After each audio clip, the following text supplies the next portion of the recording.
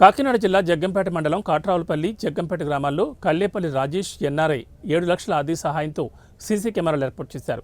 ఈ సందర్భంగా జగ్గంపేట క్షత్రియ హాల్లో ఏర్పాటు చేసిన కార్యక్రమానికి కాకినాడ టీడీపీ జిల్లా జ్యోతుల నవీన్, జనసేన జిల్లా అధ్యక్షుడు Tummalababu, Janasena incharge Tummalapalli Ramesh, Jaggampeta CI YRK Srinivas, Jaggampeta SI T Raghunatharao హాజరయ్యారు. ఈ సందర్భంగా సీసీ కెమెరాల యూనిట్ ప్రారంభించారు. సీసీ కెమెరాల ఉపయోగం వివరించారు. ఒకానొక సందర్భంలో జగ్గంపేట ఎస్ఐ రఘునాథరావు జగ్గంపేటలో సీసీ కెమెరాలు ఏర్పాటు చేయాలని కోరడంతో కల్లేపల్లి రాజేష్తో మాట్లాడి ఈ కార్యక్రమానికి శ్రీకారం చుట్టామన్నారు. ఈ కార్యక్రమంలో జీను మణిబాబు, ఎస్వీఎస్ అప్పలరాజు, పోతుల మోహన్ రావు, మారిశెట్టి భద్రం, దేవరపల్లి మూర్తి, కాట్రావులపల్లి నుంచి కల్లేపల్లి రాజేష్, స్నేహితుడు పవన్, శంకర్, పిట్ట సుగుణారావు, కంటే బుల్లబ్బు, నూనె నాగేశ్వరరావు, కరిచెర్ల సత్యబాబు, తోలాటి వీరబాబు, తార్సి వేణు తదితరులు పాల్గొన్నారు.